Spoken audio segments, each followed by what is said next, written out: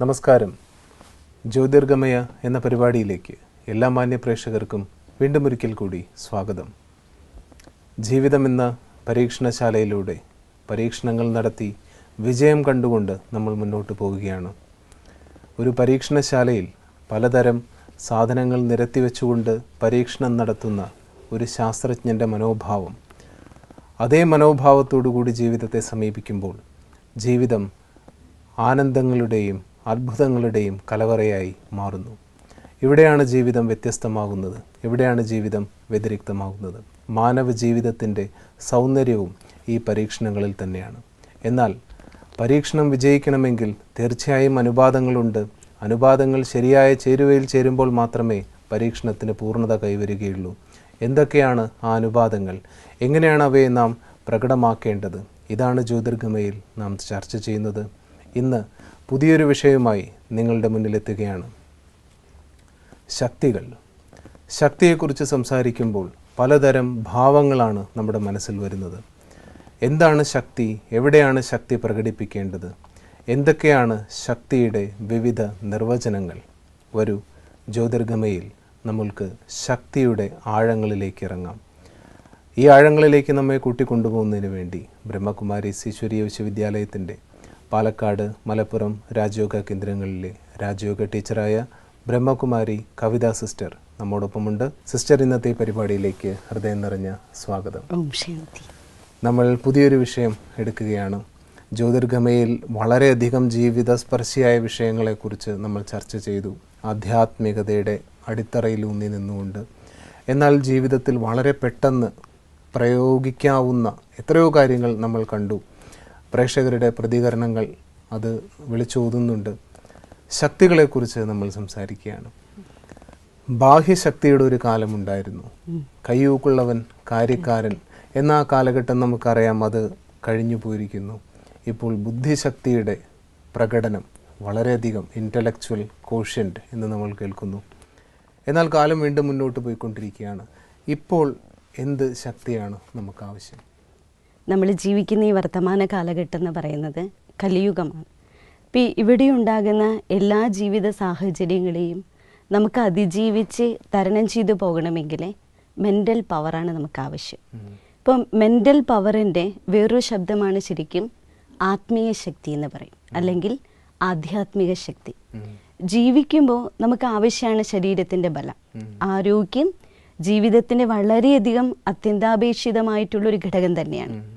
പക്ഷേ ആരോഗ്യമുള്ളതുകൊണ്ട് മാത്രം നമ്മുടെ ജീവിതത്തിലുണ്ടാകുന്ന ഏത് പ്രശ്നങ്ങളെയും അത് അതേപോലെ തരണം ചെയ്യാൻ നമുക്ക് സാധിച്ചു എന്ന് വരില്ല.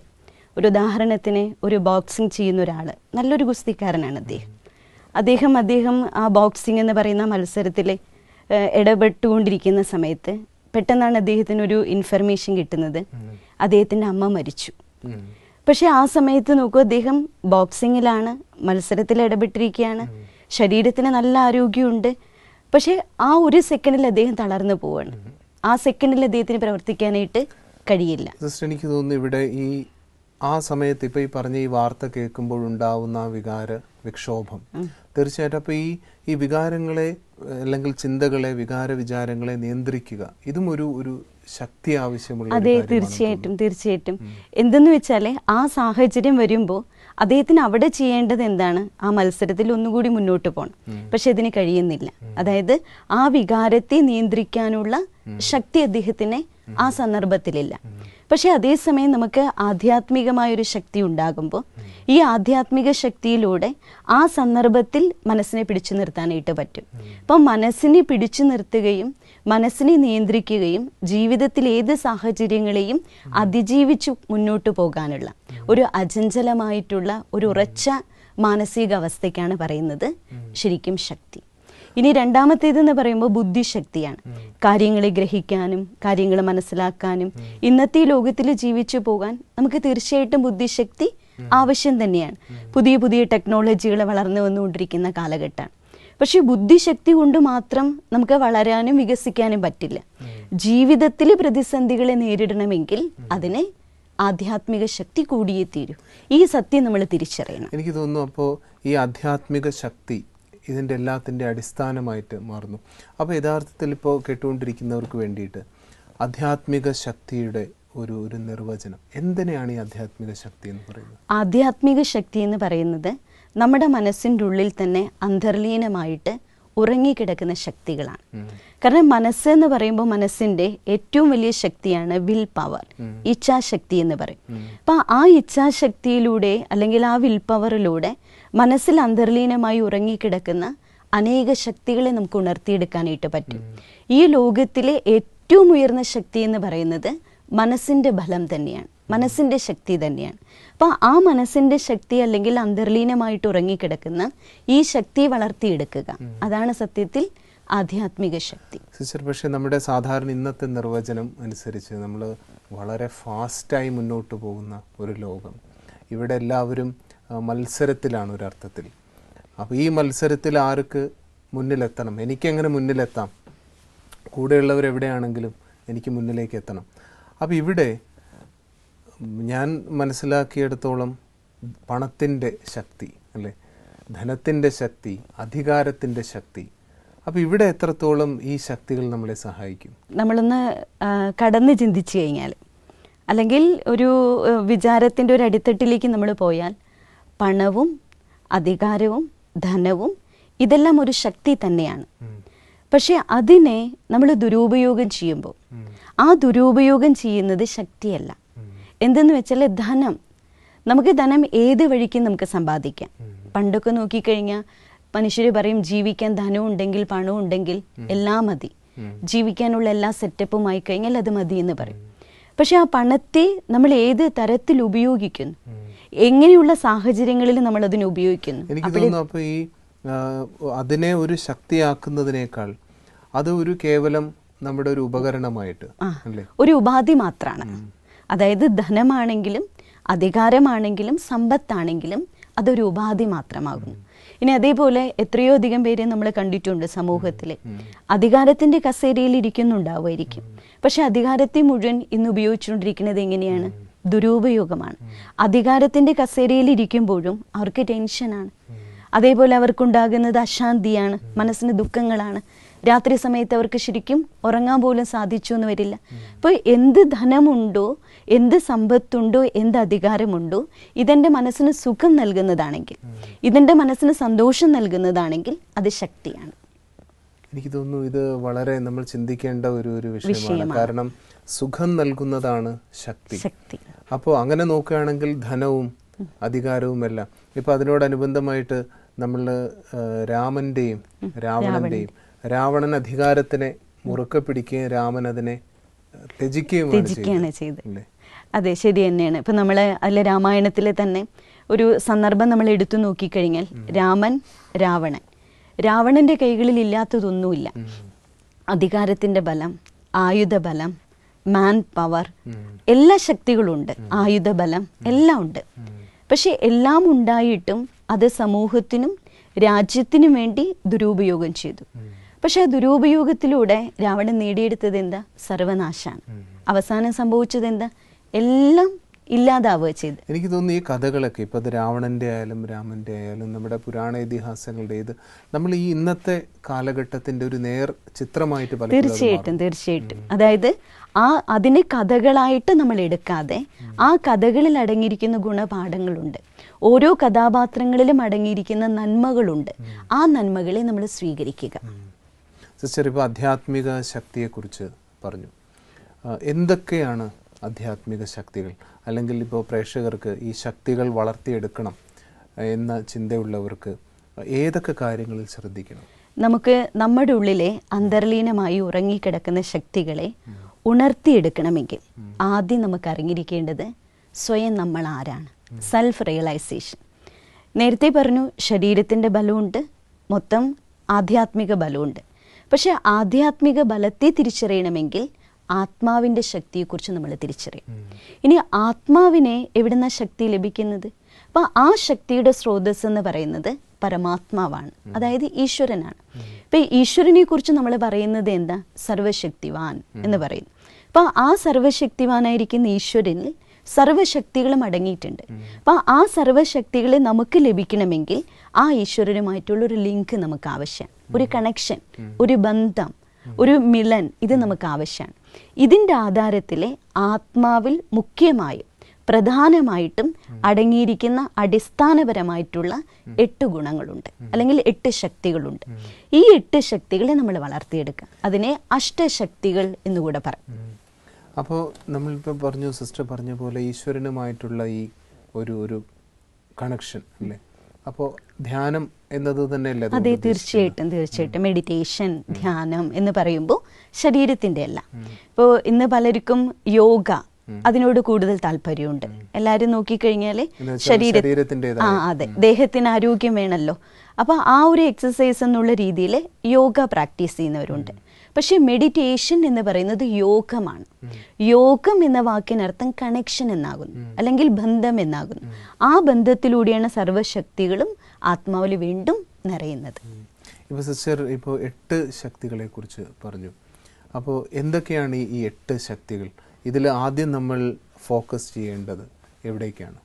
ഇതിലെ ശക്തികളെ നമുക്ക് എങ്ങനെ ഉപയോഗിക്കണം എന്ന് ചോദിച്ചാൽ, ഏത് സമയത്ത് ഏത് സാഹചര്യത്തിൽ ഏത് ശക്തി പ്രയോഗിക്കണമോ അതും കൂടെ നമുക്ക് അറിഞ്ഞിരിക്കണം. അതിനൊരു ഉദാഹരണമായിട്ട് നമുക്കറിയാം, മഹാഭാരതത്തിലെ കുരുക്ഷേത്ര ഭൂമിയിൽ അർജുനനുമുണ്ട്, അതുപോലെ കർണനുമുണ്ട്. രണ്ടുപേരും തുല്യരാണ്, ശക്തികളിൽ രണ്ടുപേരും തുല്യരാണ്. പക്ഷെ കർണൻ എന്താ കുഴപ്പമെന്ന് വെച്ചാൽ, ഏത് ശക്തി ഏത് ആയുധം ഏത് സമയത്ത് പ്രയോഗിക്കണമോ അതറിയില്ല, മറന്നുപോകും, ശാപം മൂലം. പക്ഷെ അർജുനൻ അങ്ങനെയല്ല. അർജുനൻ എപ്പോഴും ഭഗവാനുമായിട്ട് കണക്ഷൻ ഉണ്ട്, ഈശ്വരനുമായിട്ട് അടുത്ത ബന്ധം പുലർത്തുന്ന ആളാണ്. ദൈവത്തിൽ നിശ്ചയ ബുദ്ധി ഉറപ്പിച്ചുകൊണ്ടാണ് കുരുക്ഷേത്ര ഭൂമിയിൽ നിൽക്കുന്നത്. അതുകൊണ്ട് എന്താ, ഏത് സമയത്ത് തൻ്റെ ആവനാഴിയിൽ നിന്നും ഏത് ആയുധമാണോ പ്രയോഗിക്കേണ്ടത് ആ സമയത്ത് പ്രയോഗിക്കാൻ അർജുനൻ അറിയാം. ഇതേപോലെ നമ്മുടെ ഉള്ളിൽ ശക്തികൾ ഉണ്ടായാൽ പോരാ, എന്നിലും ഉണ്ട് ശക്തികൾ, പ്രഭാതമായിലും ഉണ്ട്. പക്ഷെ നമുക്ക് ഏത് സമയത്ത് ഏത് ശക്തി പ്രയോഗിക്കണോ അത് നമുക്ക് പ്രയോഗിക്കാൻ സാധിക്കും. ഉദാഹരണമായി, ബ്രദർ എന്നോട് ദേഷ്യപ്പെടുകയാണ് ഒരു സാഹചര്യത്തിൽ. സാധാരണ നമ്മുടെ സ്വഭാവം എന്താ, നമ്മൾ അതേ നാണയത്തിൽ ഞാനും തിരിച്ച് ദേഷ്യപ്പെടുക ചെയ്യുന്നു.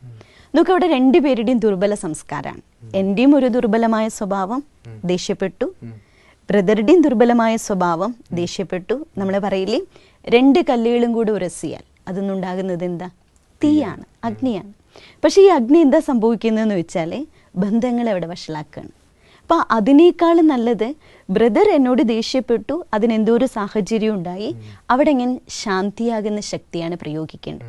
ഇപ്പം ശാന്തി ഒരു ഗുണമാണെങ്കിൽ പോലും ആ ഗുണത്തെ ഞാൻ ബ്രദറുടെ സാഹചര്യത്തിന് മുന്നിൽ എങ്ങനെ പ്രയോഗിച്ചു, ശക്തിയായിട്ടാണ്.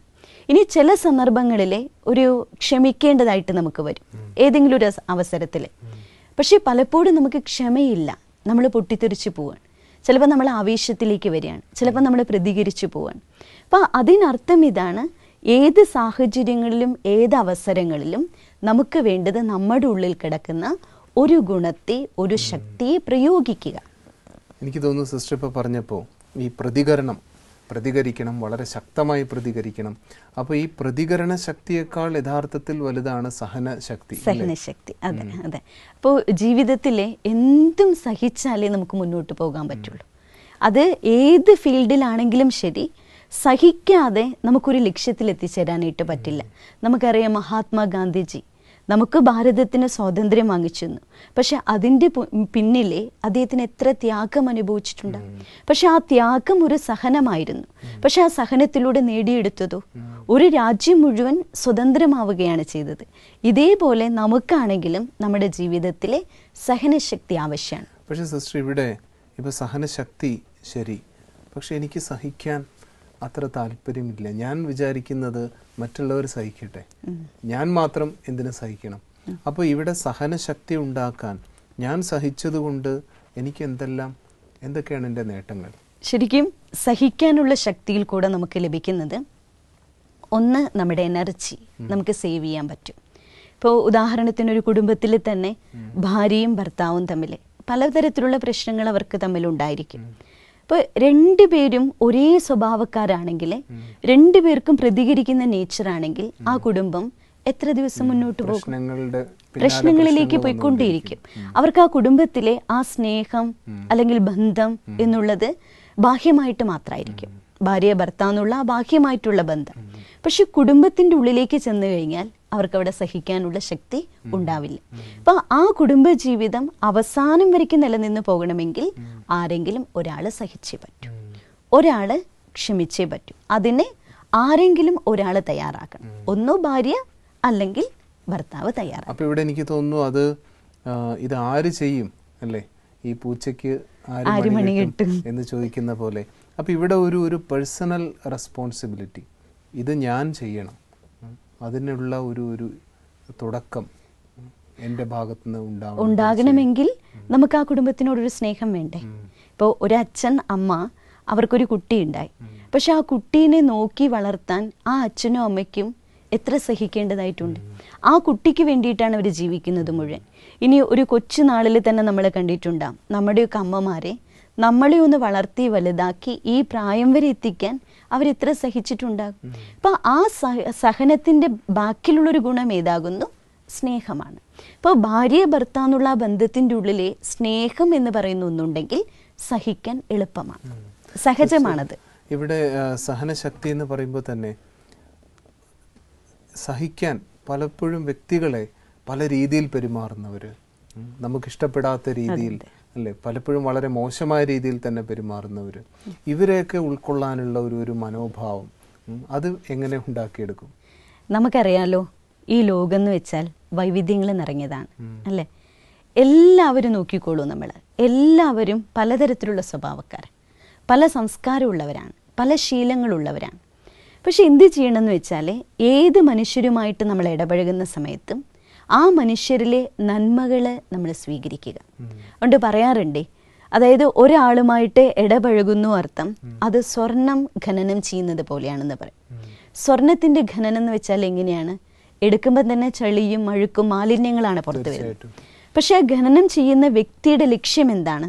അതിലുള്ള സ്വർണത്തെ മാത്രം തിരഞ്ഞെടുക്കുക. ശരിയാണ്. കാരണം ഈ സ്വർണ്ണ ഖനനം ചെയ്യുന്നവര് ഈ എത്ര ചളി വരുന്നുണ്ടെങ്കിലും അവർക്ക് ക്ഷീണം ശ്രദ്ധിക്കില്ല.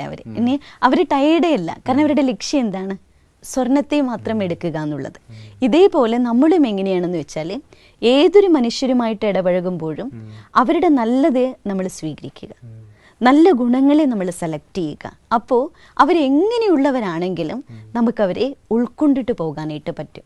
ഇപ്പോൾ ഒരു ഉദാഹരണത്തിന്, ഒരു അമ്മയ്ക്കൊരു കുട്ടിയുണ്ട്, ആ കുട്ടിയുടെ സ്വഭാവം വളരെ മോശമാണെന്ന് വിചാരിക്കുക. ചിലപ്പോൾ മദ്യപാനിയായിരിക്കും, ചിലപ്പോൾ ദുശീലങ്ങൾ അനവധി ഉണ്ടായിരിക്കും. പക്ഷെ അമ്മ പുറന്തള്ളില്ല. അമ്മ ആ കുട്ടി എന്ത് ചെയ്യുന്നു? ഉൾക്കൊള്ളുന്നു. കാരണം അതെൻ്റെ മകനാണ്, എൻ്റെ കുട്ടിയാണ്. അപ്പം ആ എൻ്റെ എന്നുള്ള ആ സ്നേഹബന്ധത്തിൻ്റെ ആധാരത്തിൽ വരുമ്പോൾ അവരുടെ സ്വഭാവം എങ്ങനെയുള്ളതാണെങ്കിലും ഏത് സംസ്കാരമുള്ളതാണെങ്കിലും അവരെ ഉൾക്കൊള്ളാൻ സാധിക്കും. പക്ഷെ എനിക്ക് തോന്നുന്നു സിസ്റ്റർ, ഇത് ഈ ഒരു ഉൾക്കൊള്ളുക വളരെ ലളിതമായൊരു വാക്കാണെങ്കിലും ഇപ്പോൾ നമ്മുടെ മനസ്സും അതിനനുസരിച്ച് വിശാലമാക്കേണ്ടിയിരിക്കുന്നു. പലതരം സംസ്കാരമുള്ളവരെ, പല സ്വഭാവങ്ങളുള്ളവരെ അവരെ ഉൾക്കൊള്ളും. ഇപ്പോൾ ഒരു വീട്ടിൽ തന്നെ 4-5 പേരാണെങ്കിൽ 5 അഭിപ്രായങ്ങൾ ഉണ്ടാവുന്നു. അപ്പം ഇവിടെ ഈ ഉൾക്കൊള്ളാനുള്ള ശക്തിയെ എങ്ങനെ എനിക്ക് വളർത്തിയെടുക്കാൻ പറ്റും? ഉൾക്കൊള്ളുവാനുള്ള ശക്തി വളർത്തിയെടുക്കണമെങ്കിൽ അവിടെ നമുക്ക് തീരുമാനമെടുക്കാനുള്ള ശക്തി ഉണ്ടായിരിക്കണം. അതാണ് ജഡ്ജിങ് പവർ എന്ന് പറയും. അതായത് ശരിയും തെറ്റും നമ്മുടെ മുന്നിലെന്ന് വെച്ചാൽ നല്ലതും വരും ചീത്തയും വരും. നന്മയുള്ള മനുഷ്യരുണ്ടാകും, തിന്മയുള്ള മനുഷ്യരും ഉണ്ടായിരിക്കും. കള്ളനെ നമുക്ക് ചിലപ്പോൾ കാണേണ്ടി വരും, സത്യസന്ധനായിട്ടുള്ള ഒരാളെ നമുക്ക് കാണേണ്ടി വരും. പക്ഷെ നമ്മൾ എന്ത് ചെയ്യണമെന്ന് വെച്ചാൽ നമ്മുടെ ജീവിതത്തിൽ എടുക്കുന്ന ഏത് തീരുമാനങ്ങളും അത് നല്ല തീരുമാനങ്ങളാണെങ്കിൽ അതിൽ ഉറച്ചു നിൽക്കാനായിട്ട് പറ്റണം. ഇനി ഉറച്ചു നിൽക്കുകയും ചെയ്യണം. ആ ശരിയായ തീരുമാനത്തെ നിലനിർത്തി കൊണ്ടുപോകുമ്പോൾ അനേകം പേരെ സംതൃപ്തരാക്കാനും നമുക്ക് പറ്റണം. അതുകൊണ്ട് ഒരു മനുഷ്യൻ്റെ ഏറ്റവും വലിയ സവിശേഷപ്പെട്ടൊരു ഗുണമാണ് മറ്റുള്ളവരെ സന്തുഷ്ടപ്പെടുത്തുക, മറ്റുള്ളവരെ സന്തോഷിപ്പിക്കുക. അപ്പോൾ അവരുടെ സന്തോഷത്തിന് വേണ്ടി നമുക്ക് ചിലപ്പോൾ പലതും സഹിക്കേണ്ടതായിട്ട് വരും, പലതും നമുക്ക് ത്യാഗം ചെയ്യേണ്ടി വരും. എനിക്ക് തോന്നുന്നു ഇവിടെ ഇപ്പോൾ നേരത്തെ ഉൾക്കൊള്ളുന്ന കാര്യം നമ്മൾ സംസാരിച്ചു. അപ്പോൾ ഈ ഉൾക്കൊള്ളാൻ തന്നെ ഇപ്പോൾ ശരികളെ ഉൾക്കൊള്ളാൻ എനിക്ക് ബുദ്ധിമുട്ടില്ല, പക്ഷെ തെറ്റുകളെയാണ് പ്രതികരിക്കും അല്ലേ. അപ്പോൾ ഈ ഉൾക്കൊള്ളാനും ഉള്ള ശക്തി ഞാൻ ഉണ്ടാക്കണമെങ്കിൽ ഈ ശരി തെറ്റുകളെ എനിക്ക് വ്യക്തമാക്കി വേർതിരിച്ചറിയണം തോന്നുന്നു. അതെ, രണ്ടും തമ്മിൽ വേർതിരിച്ചറിയാനുള്ള കഴിവുണ്ടാണ്. അതിനെ നമ്മൾ പറയണ കേട്ടിട്ടില്ലേ, അരയന്ന പക്ഷി. അരയന്ന പക്ഷിയുടെ മുന്നിലെ മുത്തും കല്ലുകൾ നിരത്തി കൊടുത്തു കഴിഞ്ഞാൽ അന്ന് എടുക്കുന്നത് എന്ത് മാത്രമാണ്? മുത്തുകളെ മാത്രമാണ് സ്വീകരിക്കുന്നത്. ഒരു പക്ഷിയായിരിക്കുന്ന അരയന്നത്തിന് പോലും ഇത്രയും വകഭേദമുണ്ട്. പക്ഷേ മനുഷ്യരുടെ ഉള്ളിൽ ഇന്ന് അനേക തിന്മകളാണ്. ഇപ്പം നമ്മൾ പറയുന്ന കേട്ടിട്ടില്ലേ, പച്ച കണ്ണാടി ഇട്ടാൽ കാണുന്നത് മുഴുവൻ എങ്ങനെ കാണുള്ളൂ? പച്ചയായിട്ടേ കാണുള്ളൂ. ഇപ്പം ഏത് മനുഷ്യൻ്റെ ഉള്ളിൽ നന്മയുണ്ട്, തിന്മയുണ്ട്. പക്ഷെ കഴിയുന്നതും നമ്മുടെ സ്വഭാവത്തെ റിയാക്ട് ചെയ്യാതിരിക്കുക, നമ്മൾ ആക്ട് ചെയ്യുക. നമുക്ക് എന്ത് ചെയ്യാനുള്ള കാര്യങ്ങളുണ്ടോ നമ്മൾ ചെയ്യുക. പക്ഷെ പലപ്പോഴും റിയാക്ട് ചെയ്യാതിരിക്കുന്നതാണ് ഏറ്റവും ബെറ്റർ ആയിട്ടുള്ള സ്വഭാവം. എനിക്ക് തോന്നുന്നു സിസ്റ്റർ, ഇപ്പോൾ ഈ നല്ലതും ചീത്തയും തിരിച്ചറിയുക എന്ന് പറഞ്ഞു, ഈ വിവേചന ശക്തി യഥാർത്ഥത്തിൽ നമ്മുടെ കാര്യത്തിൽ കൂടുതൽ പ്രയോഗിക്കേണ്ടി വരുന്നു. അതെ, ആദ്യം പരീക്ഷണശാല നമ്മളായിരിക്കണം. അതായത് എന്തെല്ലാം ശക്തികളുണ്ടോ, ഗുണങ്ങളുണ്ടോ, അതാദ്യം എനിക്ക് വേണ്ടിയിട്ടാണ് പ്രയോഗിക്കേണ്ടത്. എൻ്റെ ജീവിത സാഹചര്യങ്ങളിൽ നമ്മളതൊന്ന് ഉപയോഗിച്ച് നോക്കണം. അപ്പം നമുക്കൊരു അതോറിറ്റി ഉണ്ടായിരിക്കും, മറ്റുള്ളവർക്കും പറയാനും മനസ്സിലാക്കി കൊടുക്കാനും. കാരണം പലപ്പോഴും മറ്റുള്ളവരുടെ കുറ്റങ്ങളോ കുറവുകളോ ഇനി നന്മകളാണെങ്കിൽ തന്നെ നമുക്ക് പറയാൻ സാധിക്കും. പക്ഷേ എൻ്റെ ഉള്ളിലെ നന്മകൾ എന്താണ്, എൻ്റെ ഉള്ളിലെ തിന്മകൾ എന്താണ്, ഇത് പലപ്പോഴും കാണാനുള്ള ഒരു കഴിവ്. ഇതിനെ നമുക്ക് എന്ത് ചെയ്യണമെന്ന് വെച്ചാൽ അന്തരാത്മാവിലേക്ക് നമ്മളൊരു യാത്ര ചെയ്യണം. അതായത് സാഹചര്യങ്ങൾ എപ്പോഴും നമ്മൾ പുറത്തുനിന്ന് നോക്കി കാണാതെ, അല്ലെങ്കിൽ നമ്മൾ നോക്കിക്കഴിഞ്ഞാൽ മറ്റുള്ളവരുടെ പ്രശ്നങ്ങളാണ്. എന്നാൽ നമ്മൾ ചെയ്യേണ്ടത് അന്തരാത്മാവിലേക്കൊരു യാത്ര ചെയ്യുക. നമ്മുടെ ജീവിതത്തിലുണ്ടാകുന്ന സാഹചര്യങ്ങളിൽ ഞാൻ എങ്ങനെയാണ് ഓരോ കാര്യങ്ങൾ തരണം ചെയ്യുന്നത്, ഇതാദ്യം നമ്മൾ തിരിച്ചറിയേണ്ടിയിരിക്കുന്നു. എനിക്ക് തോന്നുന്നു ഈ തരണം ചെയ്യാനുള്ള ഇതും ഇപ്പോൾ, കാരണം ഇപ്പോൾ തീരുമാനങ്ങൾ എടുക്കുന്ന കാര്യത്തെക്കുറിച്ച് പറഞ്ഞു, ശരിയായ തീരുമാനം ശരിയായ രീതിയിൽ എടുക്കണം, അതെല്ലാവർക്കും സംതൃപ്തി ഉണ്ടാക്കുന്നതായിരിക്കണം. പക്ഷേ എൻ്റെ തീരുമാനങ്ങൾ പലപ്പോഴും തെറ്റിപ്പോകുന്നു. ഞാൻ തീരുമാനങ്ങൾ തെറ്റി എൻ്റെ ജീവിതത്തിൽ ഒരുപാട് കോട്ടങ്ങൾ ഉണ്ടാക്കിയിട്ടിരിക്കുന്ന വ്യക്തിയാണ്. അവിടെ ഉണ്ടാവുന്ന പ്രശ്നങ്ങളെ ശരിക്കും അതിന് നമ്മൾ ഏറ്റവും നല്ലൊരു പാഠം എന്തെന്ന് വെച്ചാൽ, എന്ത് സംഭവിക്കുന്നു അത് നല്ലതിനാണ്, എന്ത് സംഭവിച്ചുകൊണ്ടിരിക്കുന്നു അത് നല്ലതിനാണ്, നാളെ എന്ത് സംഭവിക്കാൻ പോകുന്നു അതും നല്ലതിനാണ്. എൻ്റെ ജീവിതത്തിൽ ഞാൻ എടുത്ത തീരുമാനം വളരെ ശരിയാണെങ്കിൽ, ആ ശരിയായ തീരുമാനത്തിൽ ഞാൻ ഉറച്ചു നിൽക്കുന്നൊരു വ്യക്തിയാണെങ്കിൽ അതിലൂടെ ഒരിക്കലും കോട്ടങ്ങളുണ്ടാവില്ല. ഇനി കോട്ടങ്ങളുണ്ടെങ്കിൽ പോലും നമ്മൾ പറയില്ലേ, അമംഗളകരമായ ഒരു കാര്യത്തിനുള്ളിലും ഒരു മംഗളം അടങ്ങിയിട്ടുണ്ട്. ഇന്ന് നോക്കിക്കഴിഞ്ഞാൽ അതൊരു കോട്ടമായിരിക്കും, പക്ഷെ നാളത്തേക്ക് നല്ലൊരു നന്മയിലേക്കായിരിക്കും. പക്ഷെ നമ്മളവിടെ കാത്തിരിക്കണം, ക്ഷമയോടെ കാത്തിരിക്കണം. പക്ഷേ മറ്റുള്ളവരുമായിട്ടുള്ള ഇടപഴകലിൽ വരുമ്പോഴാണ് ഏറ്റവും കൂടുതൽ പ്രശ്നങ്ങൾ വരുന്നത്. അപ്പോൾ അവിടെ എന്ത് ചെയ്യാൻ പറ്റും? അതുകൊണ്ട് പലരും സമൂഹത്തിൽ നിന്ന് ഒറ്റപ്പെടലാണ് മാറിയിരിക്കുന്നത്. ഇവിടെ നമ്മൾ എന്ത് ചെയ്യും? ശരിക്കും ഇന്നത്തെ മനുഷ്യർക്ക് എങ്ങനെയെന്ന് വെച്ചാൽ, അതായത് മറ്റുള്ളവരെ അഭിമുഖീകരിക്കുക എന്നുള്ളത് കഴിയണില്ല. ഇപ്പം മറ്റുള്ളവരെ അഭിമുഖീകരിക്കാൻ കഴിയാതെ സ്വയം ഉൾവലിയുന്നൊരു സ്വഭാവമുണ്ട്.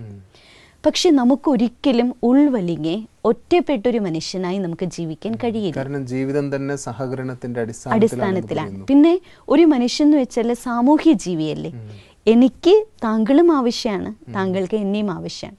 നമ്മളെല്ലാവരും കൂടെ ചേർന്നതാണ് ഒരു സമൂഹം എന്ന് പറയുന്നത്. അപ്പം അവിടെ എന്ത് ചെയ്യണം?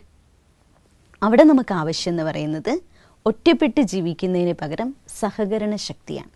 എല്ലാവരുടെ കൂടി നമ്മൾ ഇഴുകിച്ചേർന്ന് പോവുക, ആരുടെ സ്വഭാവ സംസ്കാരവുമായിട്ട് നമ്മൾ ചേർന്ന് പോവുക, കൂടി കലർന്നു പോകുമ്പോൾ അത് ഏറ്റവും സന്തോഷം നൽകുന്ന ഒന്നായിരിക്കും.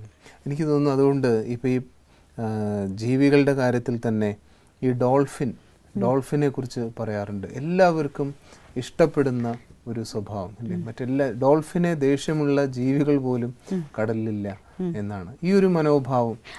അതെപ്പോഴും വരണമെന്ന് വെച്ചാല് എല്ലാവരുമായിട്ട് ഇഴുകിച്ചേർന്ന് പോകുമ്പോഴാണ്, ആരുടെ സ്വഭാവ സംസ്കാരവുമായിട്ട് നമ്മൾ ചേർന്ന് പോകുമ്പോഴാണ്. എനിക്ക് തോന്നുന്നു ഈ ഡോൾഫിന്റെ കാര്യം പറയുമ്പോൾ തന്നെ ഡോൾഫിൻ എങ്ങനെയും വളയാനുള്ള ഒരു കഴിവ് അല്ലേ. അപ്പൊ ഈ സാഹചര്യങ്ങൾ അനുസരിച്ച് നമ്മൾ മാറാൻ തയ്യാറാണ്, നമ്മൾ മോൾഡ് ആകണം.